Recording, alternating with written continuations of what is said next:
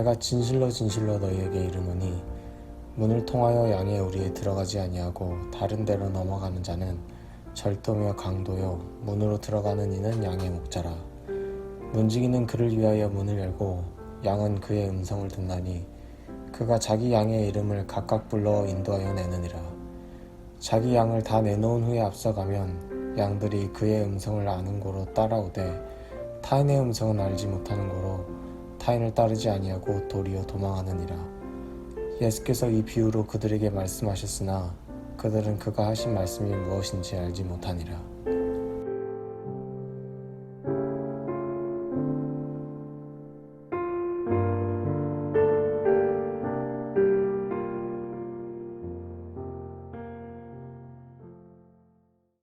오늘 우리 의거 형제가 읽어준 말씀을 가지고 우리 무진 귀행이다 라는 제목으로 우리 함께 말씀을 나누기를 원합니다.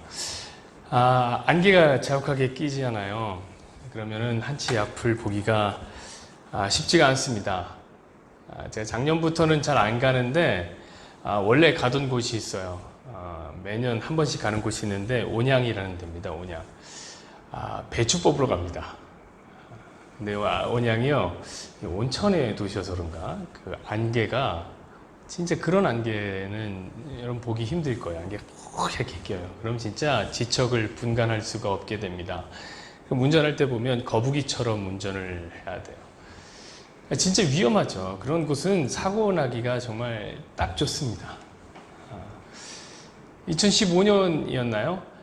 인천에 가는 영종대교라는 곳에서 백중추돌 사건이 있었습니다. 백중추돌이에요, 여러분. 삼중이 아니라 백중. 계속 받고. 쉽지 않잖아요. 삼중은 한 차가 삑 쓰면 뒤에서 받고, 뒤에서 못 이겨서 받고, 이러면 되는데, 백중이라는 건 또 받고, 이렇게 해서 100번 박은 거예요. 왜 그럴까요? 안개 때문에 그랬어요. 이날 안개가 무척 많이 꼈는데, 안개 때문에 가시거리가, 내가 볼 수 있는 거리가 10m 밖에 안 됐대요. 운전을 하는데 10m 밖에 안 보이는 거야, 앞에. 그럼 어떻게든 천천히 가도, 하다 보면 밖에 되는 거죠.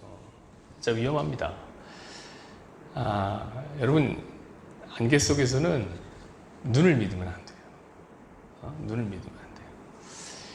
안개를 소재로 쓴 소설이 하나가 있습니다. 우리 제목과도 비슷한 소설이죠. 김승옥 님이 쓴 무진기행이라는 소설입니다. 혹시 보셨습니까? 주인공이 윤희중이라는 사람인데요. 자신의 고향인 무진을 찾아갔다 오는 이야기. 그러니까 기행이라는 거, 기행문 아시잖아요? 무진이라는 동네를 찾아 다녀오는 기행문입니다.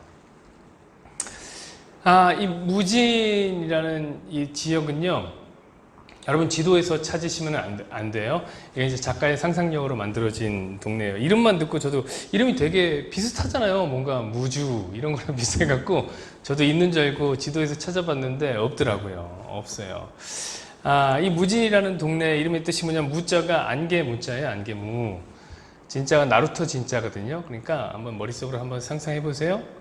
안개가 자욱하게 끼어 있는 그 나루토거든요. 운치 있죠. 자, 주인공인 이 윤희중이라는 사람은 서울에 사는 사람인데 서울에서 부잣집 아내를 만나서 부럽습니다. 잘 나가는 제약회사의 임원이 됩니다. 젊은 나이에. 이빨 밀어준 거예요. 여러분, 근데 한 사람 임원 만드는 게 그렇게 쉬운 일이 아니거든요. 여러 이익 집단이, 이권들이 있기 때문에 쉽지 않아요. 그러니까 그런 과정 중에 일련의 잡음들이 났겠죠. 그래서 그런 잡음들을 제거하기 위해서 아내가 이 윤희중이라는 사람한테, 고향에 갔다 와라. 이거 윤희중 씨가 해결한 게 아니라 아내가, 고향에 갔다 오면 내가 해결해 줄 테니까 갔다 와. 하고 가는 곳이 어디냐면 바로 그의 고향인 무진이라는 곳입니다. 그러니까 진짜 놀러 가는 거예요, 지금. 여러분, 지금 무진이 어떤 동네라고요? 안개가 자욱하게 끼어 있는 도시라고요. 여러분, 안개가 낀 도시에서는 바로 보는 것이 쉽지가 않죠. 그런 중의적인 의미 안에서 이 주인공은 이 무진이라는 곳에서 제대로 보지 못하고 불륜을 저지릅니다. 그런데 그것도 그냥 하룻밤 몸을 섞는 것에서 그치는 게 아니라, 멈춘 게 아니라 사랑으로 발전하게 된 거예요. 서울에 아내가 있는데 말이에요. 그것도 보통 아내입니까? 부잣집 아내잖아요. 자기 제약회사에 임원 만들어준 아내잖아요. 그 아내를 두고 거기 왜 갔습니까? 아내가 해결해 줄 테니까 잠깐 놀러 갔다 와 라고 한 그곳에서 불륜을 저지른 거예요. 안개가 껴도 너무 자욱하게 끼어서 뭐가 똥인지 된장인지를 구별 못한 거죠. 여러분, 이 안개라는 놈이 참 재밌습니다. 안개가 끼면 평범한 산이 그렇게 예뻐 보일 수가 없어요. 안개가 끼면 평범한 강이 진짜 운치 있어 보여요. 안개가 끼면 호수도 참 멋있어요. 뭔가 신비스러운 느낌이 싹 나요. 자, 무진에서 안개 낀 그곳에서 만난 하인숙이라는 그 여인이, 그렇게 이쁘지도 않는데 그 여인이 무진 속에서 보니까 그렇게 아름다운 거예요. 그래서 불륜을 저지른 거죠. 진짜 이게 옛 생각이 납니다, 저도. 저도 옛 생각이 나요. 지금은 다른 남자의 아내가 되어 있는 여잔데요. 그냥 같이 차를 타고 가고 있었어요. 뭐 같은 일이 있어서 같은 방향에서 간 것 같아요. 차를 타고 가는데 뭐 아무것도 없었습니다. 근데 산을 타고 올라가야 되는 길이어서 같이 산을 타고 이렇게 쭉 올라가는데 그날따라 산 안개가 자욱하게 껴있는 거예요. 헤드라이트를 비춰도 빛이 나가는 게 쫙 선이 보일 정도로 안개가 자욱하게 껴있는 건데 안개가 껴서 그런지 왠지 옆에 탄 애가, 이 아이가 그렇게 예뻐 보이는 거예요.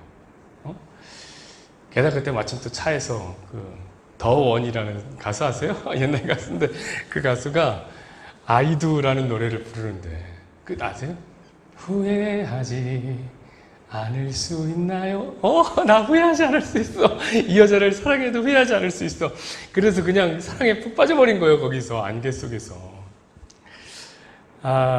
여러분, 안개 낀 날에 콩깍지도 끼기가 쉽습니다. 그 기억하세요, 우리 원래 집사님 레이트 할 때 기상청에 전화해봐요. 안개 끼는 날 언제 안개 끼냐 이런 거 해갖고 나가는 거예요. 나가면은 진짜 성공률이 높아요. 잘 안 되면은 미세먼지 많은 날도 잘 안 보이긴 하니까 그런 날이라도 나가서 하면 됩니다. 여러분, 그래서 제가 권면드리고 싶은 게 있어요. 뭐냐면 이 무진이라는 동네에서는 눈을 믿어서는 안 된다는 거예요.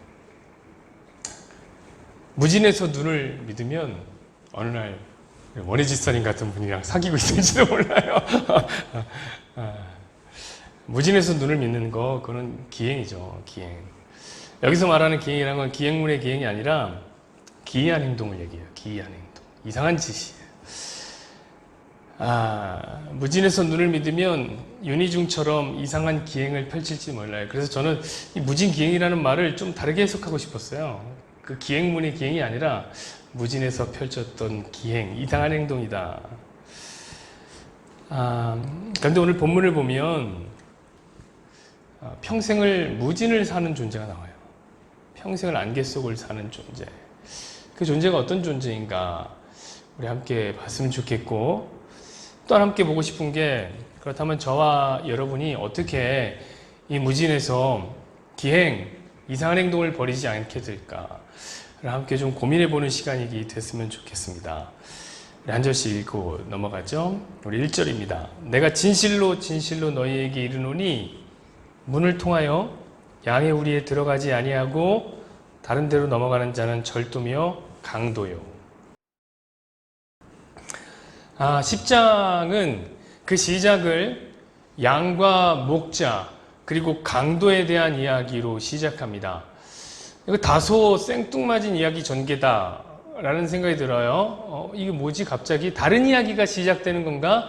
이런 생각이 드는 그때에 아니라는 걸 밝혀주는데, 뭐 언제 밝혀주는? 6절이 밝혀주는데 6절에 보니까 이건 비유래요. 비유. 자, 그러면 이것이 무엇에 대한 비유라는 것은 원관념이 있는 거예요. 원개념이 있는 거잖아요. 그럼 무엇에 대한 비유인가? 무엇에 대한 비유인가 봤더니 이게 앞서 나온 9장에 대한 비유예요. 9장. 여러분 9장의 내용 기억하세요? 우리 2주에 걸쳐서 우리 9장을 얘기했는데 어떤 얘기냐면 날 때부터 맹인이 나와요. 근데 이 맹인이 눈을 뜨죠? 어떻게 눈을 뜹니까? 은혜로 눈을 떠요. 그런데 그 사건을 경험하면서 이 맹인이 어떤 일을 당합니까? 결국에 유대교 공동체에서 쫓겨나는 일을 당하는 거예요. 자, 예수님은 바로 이 사건을 뭘로 비유하냐면 양과 목자의 비유로 보여주시는 겁니다. 자, 그럼 여기서 양은 누굴까요? 맹인이죠, 맹인. 그럼 목자는 누굴까요?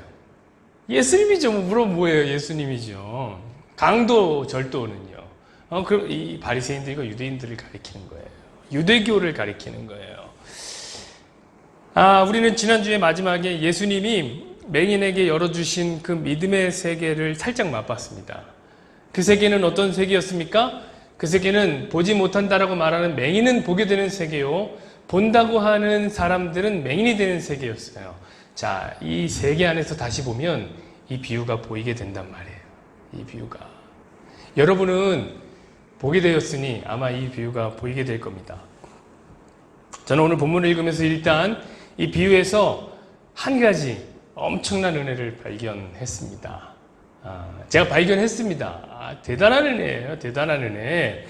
여러분도 한번 들어와 보길 바라요. 어떤 은혜를 발견했냐면 이 양이 이미 목자의 우리 안에 있다는 거예요. 지난주에 우리는 맹인이 예수님을 미워하는 유대인들에 의해서 유대교의 생태계 밖으로 튕겨나가는 것을 공부했단 말이에요. 제가 그럼 말씀드렸죠. 유대교 생태계를 사랑하는 자들에게 이것은 너무나 치명적인 일이라고. 너무나 아픈 일이에요. 그런데 믿음의 눈을 뜨고 예수님이 열어주신 세상을 보면요, 이 맹인은 튕겨나간 게 아니에요. 이미 이 맹인은 예수님이 우리 안에 있어요. 매우 안전하게 거기에 있어요. 여러분, 성경에 의하면 사실 맹인은 단 한순간도 버려진 적이 없습니다. 그는 이미 목자의 우리 안에서 안전하게 보호를 받고 있는 중이었어요. 언제부터 그랬냐고요? 창세 전부터 그랬어요. 영원 전부터. 우리 에베소서 1장 4절을 볼까요? 곧 창세 전에 그리스도 안에서 우리를 택하사 우리로 사랑 안에서 그 앞에 거룩하고 흠이 없게 하시려고. 자, 하나님이 우리를 택했대요. 언제요? 창세 전에. 그래서 어디에 두셨대요? 그의 사랑 안에 두셨대요. 사랑 안에.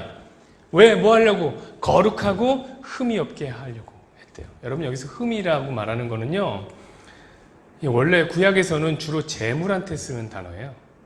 제물한테 많이 썼어요. 구약시대 때 보면 하나님이 소화양을 받을 때 흠과 티가 있는 것은 안 받았다고요. 드리지 못했어요. 자, 그 흠이라는 것은 제물이 딱 생각나게 하는 거예요. 그러므로 지금 예수님은 이 맹인을 영원전에 택하여서 하나님의 사랑에 우리 안에 넣어두고 흠과 티가 없도록 사실은 목양하고 계셨던 거예요. 그럼 여러분, 그 맹인만 그 사랑이 우리 안에 있었을까요? 저 여러분은 선택 안 받았나요? 아니죠. 하나님의 택함을 받은 우리 모두가 이미 그 사랑이 우리 안에 들어있는 거예요. 문제는 양들이 이 사실을 잘 모른다는 거죠. 맹인도 모르고 우리도 몰라요. 이 사실이 잘 안 믿겨져요. 여러분, 이 사실을 얼마나 파악하고 있어요? 하나님이 여러분을 창세전에 선택해서 지금 하나님의 사랑이라는 우리 안에 넣고 잘 보호하고 계심을 여러분 믿으세요? 정말? 이게 살면서 인정이 돼요? 성경이 얘기하고 있잖아요. 근데 이게 살면서 인정이 되냔 말이에요. 혹시 우리 눈에는 우리가 서 있는 그 자리가 사랑의 우리가 아니라 험지에 던져진 것 같다고 느껴지지는 않나요? 특히 예수님을 믿고 나서는 뭔가 세상이라는 생태계로부터 던져질까봐 전전긍긍하고 있지는 않습니까? 목사님이 자꾸 섬김의 논리로 살라고 하는데, 성경이 자꾸 섬김의 논리로 살라고 하는데, 야, 힘의 논리로 사는 이 세상 속에서 내가 섬기면서 살아도 될까? 그럼 나 이용당하는 거 아니야? 이렇게 두렵지 않나요? 이건 조금 고차원적이에요. 이런 생각을 하는 성도들은 좀 드물더라고요. 그러니까 요런 게 더 현실적일 것 같아요. 야, 지금 나 헌금 갖고 왔는데 이거 내면 생활이 좀 쪼들리지 않을까? 이런 생각이 혹시 들지 않아요? 그럼 제가 이런 생각을 갖고 계신 분들에게 멋진 답을 드릴게요. 여러분, 그런 생각 갖고 계신 분은 진짜 안 내셔도 돼요. 헌금 안 내셔도 돼요. 오늘 마침 상훈 집사님이 안 나와서 제가 마음껏 얘기할 수 있어요. 상훈 집사님이 왔으면 그 좀 눈치 보였는데, 여러분, 그런 분들은 헌금 안 내셔도 돼요. 왜냐면 헌금이란 건 뭐냐면 하나님께 내 생명을 던지는 거예요. 돈이 뭡니까, 여러분? 돈은 우리 생명 같은 거거든요. 그 생명을 하나님께 던지는 거예요. 그게 무슨 의미냐면 어떤 고백이에요.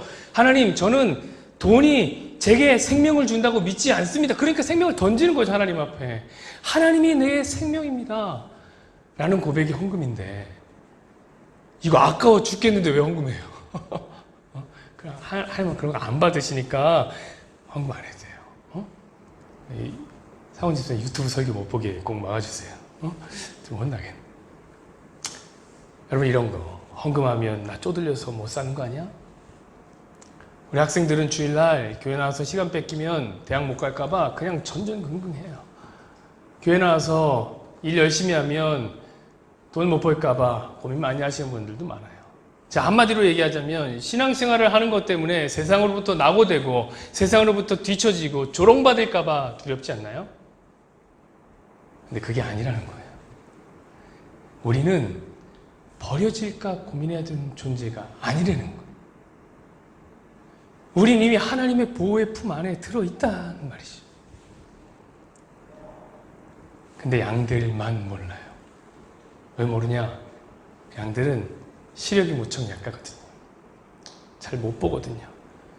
우리 신혜 전사님도 얘기했지만 제가 전에도 말씀드렸을 거예요. 양의 특징에 대해서 제가 설명을 해드렸습니다.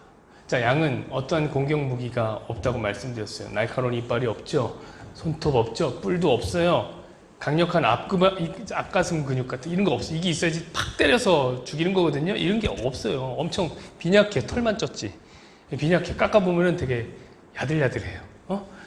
수비를 전혀 할 게 없어요. 달리기 너무 느리죠? 달리다 보면 잘 자빠지기도 잘 자빠져요. 근데 넘어지면 잘 못 있나요. 아예 못 있는다고 그건 아니에요. 제가 정정할게요. 일어날 수 있는데 잘 못 있나요. 힘들어요. 심지어 양이 어떤 존재냐면 지나가다가 파리가 콧구멍에다가 알을 까잖아요? 그럼 죽어요. 그것도 못 막아요, 자기가. 이 양이. 근데 이 양의 최고의 문제가 뭐냐면 초고도 근시라는 거예요. 마이너스 10 정도 됩니다. 원래 눈이 그렇게 나쁜 편은 아니었는데 이게 자꾸 하늘을 보다가 녹내장이 걸려갖고 눈이 계속 나빠져요. 그래서 가시거리가 얘네는 몇 미터냐면 3미터밖에 안 돼요. 여기밖에 안 보여요. 여기밖에.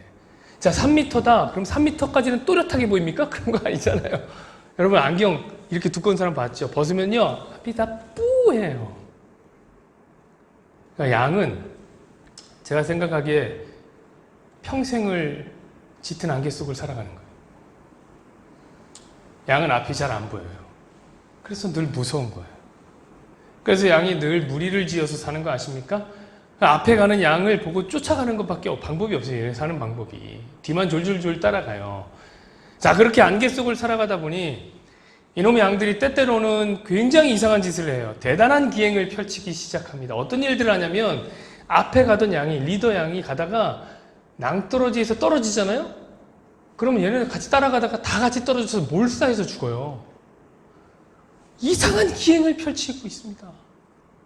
여러분, 늑대가 이런 양의 습성을 너무 잘 알아요. 그래서 양을 사냥할 때 막 미친 듯이 딱 잡는 게 아니라 양 옆에 이렇게 속도를 맞춰 뛰어요.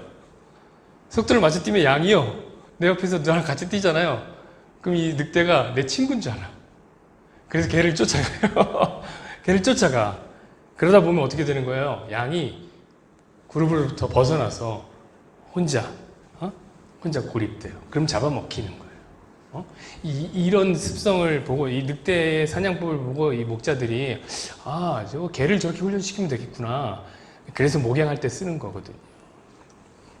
한마디로 말하자면 앞이 잘 안 보여서 저 죽을 곳을 자발적으로 따라가고 있는 거란 말이에요. 이게 기행이 아니면 뭐가 기행입니까? 자기가 죽을 때를 따라간다. 왜 그런다고요? 앞이 안 보이는 양의 상태 때문이죠. 이게 무진기행이라, 안개 속을 살아가는 기행이라. 여러분, 양의 상태가 이러니 강도와 절도가 폴짝 담을 뛰어넘어가서 양을 속이게 되면 안개 속을 살아가는 이 양은 목자의 우리 안에 있는데, 그는 사랑의 우리 안에 있는데 그 우리 안에서 곤란하게 됩니다. 아이, 뭐지? 어떻게 되는 거지? 내가 있는 곳이 목자의 우리인가? 내가 있는 곳이 율법의 우리인가? 내가 있는 곳이 세상의 우리인가? 곤란하게 돼요. 여러분, 그런 양을 성경에서 무엇에 비견한다고 했죠? 제가 성도에 비견하고 있습니다. 좋아요, 여러분. 우리 한 번 더 보죠. 이사야 53장 6절 보세요. 우리는 다 양과 같아서 그릇 행하여 각기 제 길로 갔거늘 여호와께서는 우리 무리의 죄악을 모두 그에게 담당시키셨도다. 여러분, 우리가 양 같다는 거예요. 우리가 다 잘 못 봐요. 그래서 다 잘못된 길로만 다녀요. 안 보이니까. 그래서 여러분, 9장에 이 맹인에 대한 비유를 10장에 뭘로 한 겁니까? 양에 대한 비유를 한 거예요. 성경이 진짜 참으로 치밀합니다. 성경이 진짜 대단해요. 그리고 여러분, 이것이 우리가 하나님의 사랑에 우리 안에 살고 있음에도 불구하고 늘 두려운 이유예요. 잘 못 봐서. 우린 이미 성경에 보면 하나님의 품 안에서 안전한데 우리 천국 갈 때까지 아무도 못 건드려요. 그런데 이 세상이 우리를 자꾸 보이는 걸로 속이기 시작하면 그냥 너무 잘 속아요. 속기 딱 쉬워요. 추풍 낙엽으로 그냥 달아가 떨어집니다. 세상이 성도 곁으로 와서 성도의 속도에 맞춰서 다정하게 뛰면서 우리 친구인 척하면서 성도에게 얘기하는 거예요. 우리가 머무는 우리가 돈이 다스리는 우리라고 막 속이기 시작하는 거예요. 바로 눈앞에 딱 갖다 주면서 이 황금, 빛나는 황금 같은 거 보여주고 그 아름다움에 매료되게 해서 야, 이거 소유한 사람은 위너고 이걸 소유하지 못한 사람은 루저야 라고 얘기하면요, 양들이 거기에 부안해동하기 시작합니다. 그래? 그래서 평생 돈이 자기 주인인 줄 알고 쫓아가요. 그것이 낭떠러진지도 모르고 말이에요. 여러분, 그래서 세상은 늘 화려하고 크고 아름다운 것들을 우리 주변에 배치해둬요. 그럼 삼미표밖에 못 보는 이놈의 양놈의 새끼들이 성도라는 양들은 그게 전부인 줄 알고 그거 잡으려고 사방팔방으로 뛰어다니기를 시작하는 거예요. 그게 잘 안 되면 다른 양의 것을 빼앗고 다른 양의 길을 짓밟고 훔쳐서라도 자기 살을 찌우려고 하는 거예요. 이 쪄봐야 털밖에 안 찌는데 말입니다. 그런데 여러분, 심지어 종교도 이런 심각한 시각놀이를 하고 있단 말이에요. 이 시각노름에 멈춰 있어요. 늘 좋고 화려한 것으로 본당을 가득 채워놓는 거예요. 이건 몇 억짜리, 이건 수십억짜리, 이런 것으로 다 도배를 해 놓습니다. 그리고 뿌듯해하죠. 여러분, 교회 게시판에 한번 가서 보십시오. 온통 자랑거리들로 다 도배되어 있어요. 우리는 이런 엄청난 것들을 하면서 삽니다. 한눈에 보면 이 교회가 일을 하고 있구나 라고 생각되게 말이에요. 하나님의 교회를 지나가다 보십시오. 우리 하나님 말고 하나님의 교회라는 이단 교회 말이에요. 그 교회를 쑥 지나가다 보면 벽면에 대문짝만하게 뭐라고 써있냐면 영국 여왕상 수상 딱 이렇게 써있단 말이에요. 그러면 영국은 좋은 데인데 여왕은 더 좋은 건데 이게 되게 좋은 건가 보다 하고 그게 또 좋은 줄 알고 거기 또 찾아가요. 때로는 신비스러움이라는 안개로 포장하기도 하죠. 병을 고친다든지 귀신을 내어 쫓는다든지 하늘의 문을 열어준다든지 예언에서 너 앞으로 어떻게 될 거야 라고 얘기해 준다든지, 그럼 그게 좋아 보인다니까요. 여러분, 안개가 끼면 다 이뻐 보여요. 그런 게 다 이뻐 보여. 그럼 잘 볼 줄 모르는 양들이 거기에 속아갖고 그게 전부구나, 이게 전부구나 라고 생각해요. 하나님의 우리 안에 혼자 안전함에도 자꾸 혼자 다른 우리를 살아가고 있어요. 머릿속으로 다른 우리를, 하나님은 우리 안에 있는데 혼자 다른 우리를 살아가요. 그 안에서.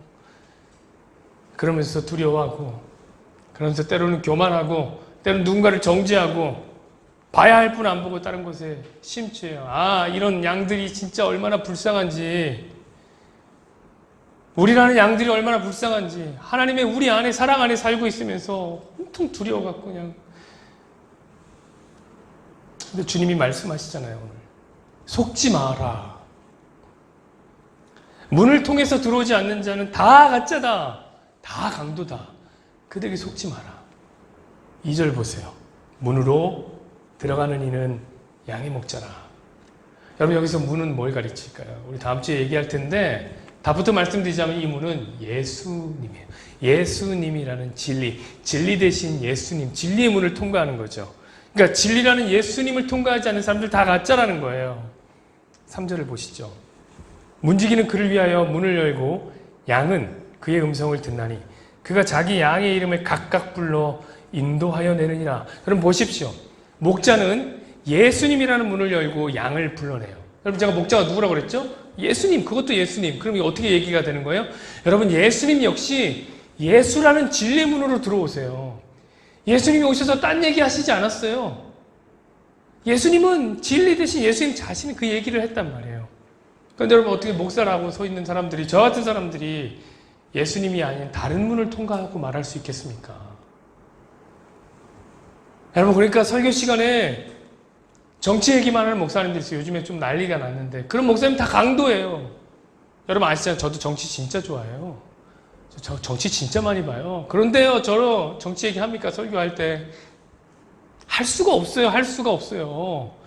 왜냐하면 그건 문이 아니니까. 여러분 예수님을 전하지 않고 자기 경험을 전하는 건 역시 이 문을 통과하지 않은 거예요. 예수님이 아니라 오로지 위로와 축복을 해주면 그건 되게 좋아 보이잖아요. 마음이 편해 보이는데 그건 역시 문을 통과하지 않은 거예요. 사랑하는 여러분 꼭 기억하십시오. 그래서 언제든지 어디서든지 누구의 설교를 들어도 마찬가지로 설교란 오직 예수님을 전하는 시간이에요. 그 문을 통과하는 시간이라고. 그렇게 예수님을 전하면 어떻게 될까요? 양들이 목자의 음성을 듣는다는 거예요. 아까 전도사님이 설교했을 때 여러분 들었죠? 양순이가 아무것도 할 게 없는데, 할 수 있는 게 없는데 갖고 있는 유일한 능력이 뭐라고 그랬습니까? 바로 청력이에요. 청력. 멀리 있는 것을 잘 듣는 거 아니라고 그랬죠? 목자의 음성을 잘 분별하는 능력이 있어요. 아무리 훌륭한 성대모사를 하는 사람이 온다 해도 목자의 음성을 정확하게 분별해냅니다. 여러분 이것을 제대로 알려면 당시에 목자들이 목양을 하는 방법에 대해서 좀 알아야 됩니다. 여러분 당시 목양이라는 것은 굉장히 비천한 직업이었어요. 힘들기도 되게 힘든 3D 직종이었죠. 왜 되게 힘들어요? 왜냐면은 양들이 아주 약해 빠져서 잠시라도 눈을 뗄 수가 없어요. 위험에 빠져요. 파리가 코에 알 까져 죽는데 이거 어떻게 합니까? 늘 돌봐줘야 되잖아요. 밤낮으로 봐야 되는데 여러분 슈퍼맨도 아니고 목자가 어떻게 합니까? 밤에는 좀 자야죠. 그래서 어떻게 하냐면 마을마다 공동우리를 거대하게 만들어요. 한 3m쯤 되는 담벼락을 축 쌓아갖고 공동우리를 만들어요. 그 목자들이 밤이 되면 다 그 양을 거기다 넣는 거예요. 넣는 거예요. 그리고 한 사람씩 돌아가면서 우리 비번 서자, 오늘은 너, 내일은 나, 이렇게 하자, 이렇게 한 거예요. 그래서 돌아가면서 양을 지킨단 말이에요. 그리고 그 다음날 자기 양을 찾아갑니다. 그때 어떻게 찾아가느냐? 목에 붙여놓은 택을 이렇게 보면서 넌 내 거네 이러고 이렇게 부를까요? 지나가면서 엉덩이에 찍혀있는 도장을 볼까요? 그런 거 안 한다고요. 그냥 그 앞에 쫙 문 앞에 서서 부르는 거예요. 양아! 이렇게 부르는 거예요. 그럼 자기 양들이 자기 목자의 소리를 기가 막히게 분간해요. 그래서 자기 목자를 따라서 쭉 나가는 거죠. 이거는 기계로도 실험을 했어요, 진짜. 기계로 갖고 목소리를 똑같이 흉내내는 걸리는 거예요. 이 양들이 정확히 분간해요. 자, 이런 내용 안에서 오늘 본문에 이런 말씀입니다. 양은 그의 음성을 듣나니. 이 얘기죠. 그리고 그 이야기는 바로 하나님이 성도를 상징하는 양에게 주신 능력이라고 말씀드렸습니다. 그래서 여러분 성도도 기가 막히게 자기 목자의 음성을 알아요. 자기 목자가 누굽니까? 예수님의 음성을 들을 수 있어요. 기가 막히게. 가짜를 분간할 수 있다니까요. 들어서요. 근데 왜 자꾸 눈으로 봐? 들어야지 분간하는데 왜 자꾸 눈으로 봐? 저기는 지금 잘하고 있네, 열심히 하고 있네. 왜 눈으로 자꾸 보냐고요? 보이지도 않는 눈으로. 눈을 부릅뜨면 뭐예요? 가시거리가 3m인데. 사랑하는 여러분, 우리 목자의 음성을 들어보시라. 그 따뜻한 음성을 한번 들어보세요. 우리가 보고 읽고 연구하는 이 성경에서 여러분 예수님의 음성이 들리지 않습니까? 물론 들리는 건 아닙니다. 또 오해하실라 환청 같은 거를 듣는다는 얘기로 혹시 착각하실까봐 그런 거 절대 아니죠. 예수님이 들리는 건 뭐냐면 그분이 어떤 분인지를 성경을 통해서 우리는 보게 돼요. 그분이 우리를 어떻게 사랑하는지, 그분이 어떤 일을 하셨는지 그걸 성경을 통해서 보고 그게 믿어지는 게 그분이 들리는 거예요. 우리 재한 형제처럼 말이에요. 우리 재한 형제가 예수님 음성 못 들으셨죠? 저도 못 들었는데요. 음성 들은 거 아니거든요. 근데 이상하게 성경을 보면 이게 믿어진다는 거예요. 양이죠. 우리는 그런 음성을 듣는 사람들이에요. 근데 여러분 그 음성이 우리를 어떻게 부른대요? 자기 양의 이름을 각각 불러. 각각. 여러분 이거 너무 좋지 않나요? 주님 우리를 각각 부른다. 그것은 우리에게 어떤 의미를 줍니까? 첫 번째, 그분이 우리를 아신다는 것은 우리를 많이 사랑한다는 얘기입니다. 왜냐하면 히브리 개념 안에서 안다, 우리 이름을 아니까 부를 거 아니에요. 안다라는 말은 뭐냐면 그건 단순한 지식을 넘어서는 개념이에요. 왜냐하면 히브리어에서 이 안다라는 말은 부부관계의 알물 얘기예요. 부부관계. 그럼 당연히 사랑을 내포하는 얘기겠죠. 사랑을 내포하고 있는 개념이에요. 더군다나 이 알은 부부관계의 알미니까 경험적이에요. 경험적인 알미예요. 우리 두 분이 서로 아시는데 서로 이렇게 쪽지 주고 받으시면서 공부하셨어요? 그렇게 안 하셨잖아요. 지식으로 안 게 아니잖아요. 살다 보니까 이 사람이 이렇구나, 이 사람이 이렇구나 이렇게 알아가는 거예요. 경험론적이다. 그리고 그 알은 약속의 의미를 내포해요. 왜냐하면 결혼이란 건 관계를 유지하자라는 약속이니까 영원히 너만 알겠어 이런 얘기죠. 자, 주님이 우리를 안다. 이 말 우리를 사랑한다는 얘기예요. 자, 두 번째. 예수님이 우리를 아신다는 것은 어떤 의미냐면 우리의 전 존재를 안다는 거예요. 왜냐하면 예수님의 알미란 어떤 알미냐면 우리의 암과 같은 부분적인 알미 아니에요. 예수님은 전지하신 하나님, 전지라는 건 모든 것을 안다는 거죠. 그러니 그분이 우리의 이름을 안다라고 말씀하시는 것은 우리 존재 자체를 안다는 거예요. 우리 존재 부분을 아는 게 아니라 꾸며진 우리를 아는 게 멈추는 게 아니라. 그럼 이번 주에 제가 상훈 집사님 댁에 가서 콩국수 얻어먹으러 갔다가 그분이 보험을 드는 것을 제가 지켜보고야 말았습니다. 근데 이 보험 아저씨가 어찌나 깍듯하던지 우리 상훈 집사님한테 자꾸 차장님, 김 차장님, 김 차장님께서는 계속 이렇게 부르는 거예요. 진짜 너무 어색해요. 언제부터 차장이었다고 자기가 말이야. 여러분, 차장이라는 것은 김 집사님이 세상에서 받은 직위예요. 지금 우리 김 집사님은, 아니죠, 김 차장님은 직원들과 함께 저기 중국에 갔어요. 놀러 갔어요. 회사에서 가야 돼서 비자가 안 나오길 기도했는데 비자가 나오는 바람에 가게 됐어요. 거기 가서 우아하게 막 골프 치고 말이에요. 거기서 스테이크도 썰고 그러겠죠? 그러나 여러분, 예수님은 적당하게 감춰져 있고 적당하게 좋은 모습으로 그런 직위로 우리를 부르지 않으세요. 주님은 김사장 부를 때 김차장 이렇게 안 부르신다고요. 주님은 김상훈, 인간 김상훈을 알지 김차장으로 부르지 않으세요. 주님은 저를 부를 때 안목사라고 안 부르세요. 제가 지금 목사처럼 이렇게 정갈하게, 저 보통 다닐 때는 항상 티셔츠에 반바지 입고 다니는데 정갈하게 이렇게 입고 머리도 이렇게 하고 있지만 저를 안목사 이렇게 부르지 않으세요. 인간 안세진이라는 죄인을 알아요. 그분은 우리의 그 약점을 알아요. 우리가 얼마나 느린지, 달리기도 되게 느리시겠지만 달리기뿐만 아니라 우리 배움이 얼마나 느려요. 우리 변화는 더 느려요. 그거보다. 우리가 얼마나 잘 못 보는지를 알아요. 우리 약점을 알아요. 그분은 우리의 실패를 알아요. 우리가 얼마나 잘 넘어지는지. 툭 하면 넘어지고, 넘어지면 혼자 잘 못 일어나고. 그런 분을 알아요. 여러분, 우리는 예수님께 완전히 파악된 존재예요. 그러면 예수님 앞에 나아갈 때는 무엇인가 포장할 필요가 전혀 없어요. 화장을 곱게 하고 나가지 않아도, 생얼로 나가도 남편은 놀랄 줄 몰라도 예수님은 안 놀라요. 예수님은 알아요, 우리를. 그러면 여러분 예수님 앞에 나갈 땐 뻔뻔하게 나가도 되는 거예요. 다 드러내고 다 보여드리는 거예요. 세 번째, 주님이 우리를 각각 부른다라는 말은 그분이 우리를 집단으로 보고 있지 않다는 말이에요. 이거 얼마나 감사한지 모르겠어요. 적어도 예수님이라는 목자는 우리를 자신의 이익을 위한 도구로 보지 않으신다는 거. 양을 자기 재산으로 보는 목자들이 있어요. 그런 목자들은 양을 무리로 보지 개별로는 안 봐요. 많은 무리로 늘리려고 하는 거지 한 마리 한 마리 뭔 관심이 그렇게 많아요.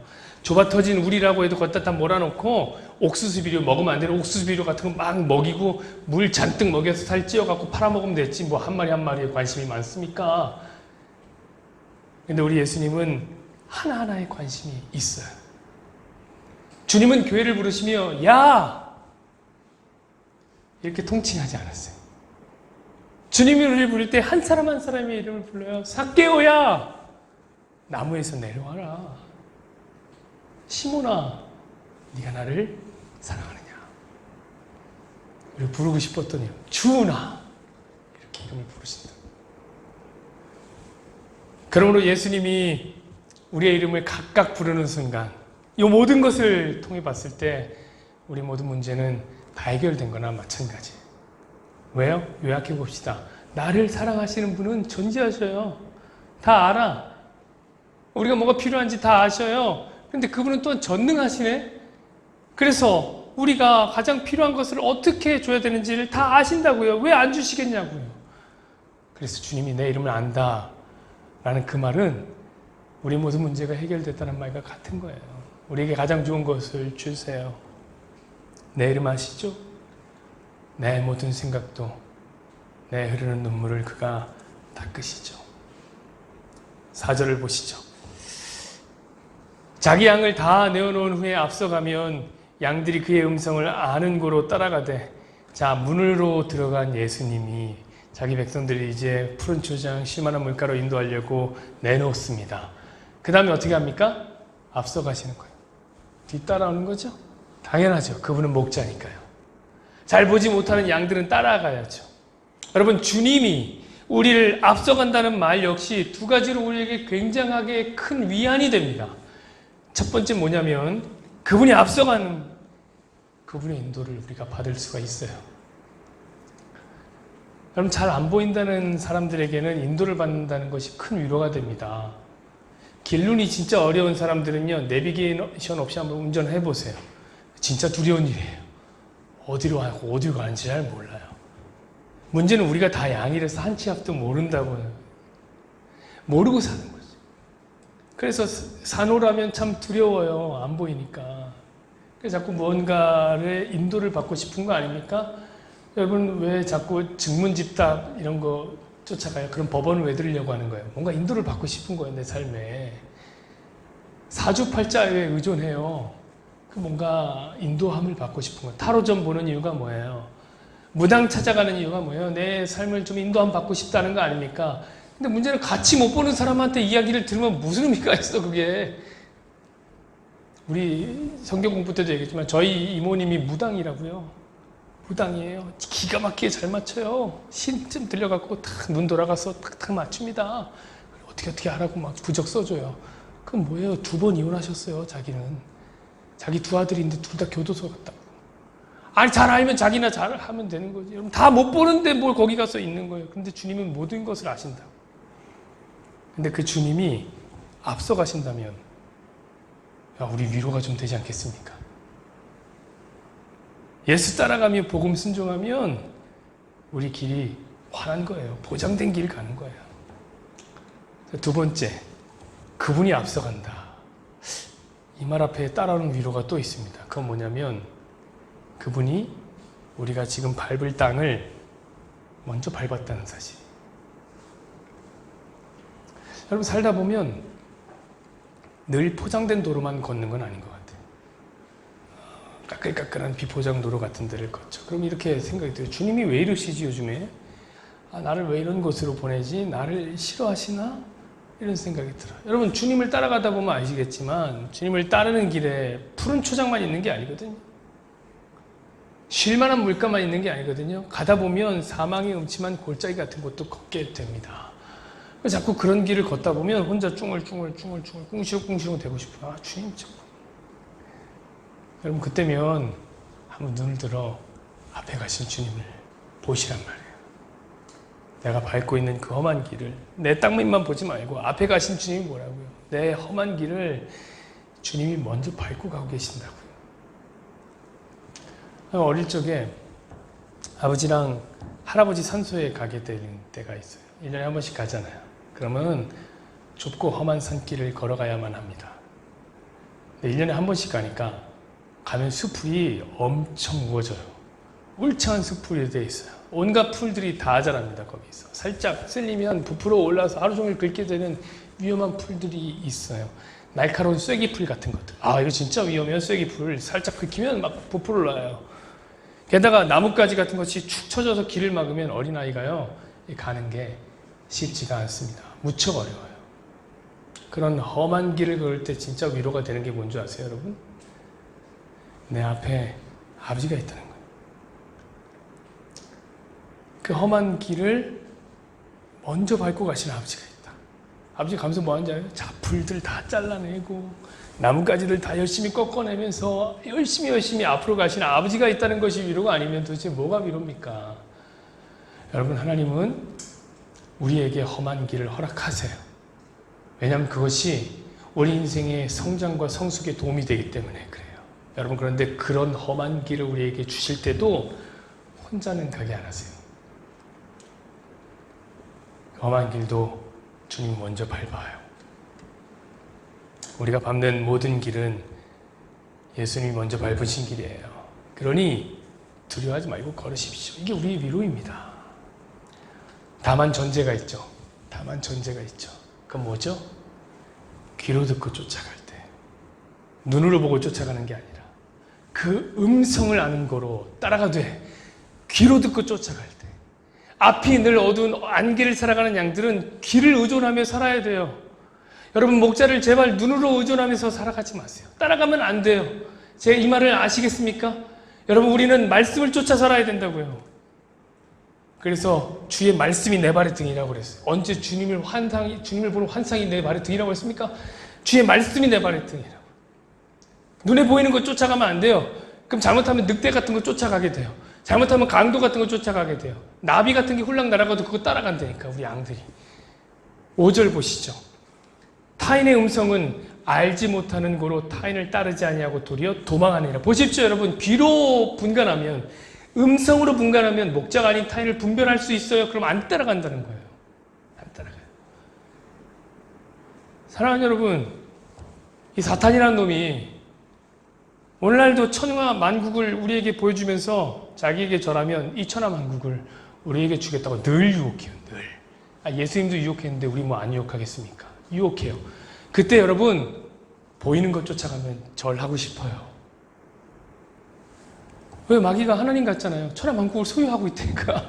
나한테 절하면서 줄게. 여러분, 생각해보시죠. 마귀가 나 마귀다 이렇게 이름표 달고 오겠습니까? 광명한 천사의 모습을 하고 와서 이렇게 하면 이런 거 줄게 라고 하나요? 여러분, 그때 어떻게 분별해야 되냐고요? 눈으로 분별 안 돼. 잘 보면서 마귀 마음 이 이름표인데 안 된다니까. 그거는 귀로 분별해야 돼요. 여러분, 예수님도 사탄을 뭘로 유혹을 이기십니까? 전부 다 기록되었을대로 이겨요. 기록된 바 이걸로 이긴다. 여러분, 우리도 마찬가지예요. 여러분, 삶은 말씀을 들음으로 이겨내는 거예요. 사랑하는 여러분, 우리 교회가 왜 그렇게 열심히 성경 공부를 하겠습니까? 왜 미워도 다시 한 번이라고 미워도 다시 한 번이란 말은 뭐냐면 성경을 읽는 게 미운 거예요. 성경 읽는 거 미워요. 왜냐면 잘 안 보일 때도 있지만 성경이 내 마음을 자꾸 막 핥혀대거든요. 그래서 미워요. 근데 왜 다시 볼까요? 그 이유는 우리는 들어야 사는 양이기 때문에. 말씀했죠, 여러분. 여러분은 지금 안개가 자욱한 강 주변 도로를 운전해서 가고 있습니다. 한치 앞도 보이지가 않아요. 비가 오는 것도 아닌데 안개가 너무 차서 차 유리에 물기가 맺혀 있어요. 그래서 와이퍼를 움직이지 않으면 앞을 볼 수조차 없습니다. 바로 한 10m쯤 볼 수 있는 여력이 있을까? 자, 여기서 문제 나갑니다, 여러분. 자, 이때 여러분이 당장 해야 될 일은 무엇입니까? 1번, 와이퍼를 더 빨리 움직여서 잘 볼 수 있게 한다. 2번, 안경을 끼고 본다. 3번, 눈을 비비고 두릅뜨고 다시 좀 본다. 뭡니까? 여긴 답 없죠. 답은 뭐냐면 빨리 라디오를 켜는 거예요. 라디오 빨리 켜야지. 교통방송 들어야지. 영종대교에서 안개대로 인해서 계속해서 추돌 사고가 일어나고 있습니다. 우회하시길 바랍니다. 이걸 들어야죠. 이거 들으면 우회하든지 아니면 차를 한쪽에 세웠겠지. 그리고 안개 지나갈 때까지 기다리지 않았겠습니까? 사랑하는 여러분, 우리는 어쩜 이처럼 짙은 안개 속을 살아가는 사람일지도 모르겠어요. 우리가 사는 이 세상은 무진과 같아서 앞이 뿌해서 당장에 뭐가 푹 튀어나와도 모르겠어요. 당장 10분 뒤에 무슨 일이 생길지 모르겠는데 10년 뒤를 계획하는 것이 무슨 의미가 있냐? 라고 말한 한 염세주의 철학자의 이야기처럼 진짜 우리는 앞을 내다보기는 힘든 사람들인 것 같아요. 그러니 우리 주변에는 늘 충돌음이 있어요. 꽝, 꽝, 백중추돌? 이거는 뭐 게임도 안 되죠. 꽝, 꽝. 인생에 찾아오는 문제는 부딪히고 또 부딪히고 수습이 될 만하면 또 부딪히고 또 부딪혀. 끝도 모르고 부딪혀. 엄청난 교통사고죠. 여러분, 그때 우리 뭐 해야 되냐고요. 사고 현장을 보면서 막 슬퍼하면서 어제 갈았는데, 어제 세차했는데, 아니면 사고 나도 좀 덜 다치는 크고 강력한 차를 구입하면 됩니까? 아니라고요. 귀를 여셔야죠, 여러분. 말씀 속에 주파수를 맞추고 예수님의 음성을 들어야죠. 우리는 듣는 것에 특화된 성도니까요. 여러분, 성도가 아닌 자는 듣고 싶어도 못 듣습니다. 6절 보십시오. 예수께서 이 비유로 그들에게 말씀하셨으나 그들은 그가 하신 말씀이 무엇인지 알지 못하더라.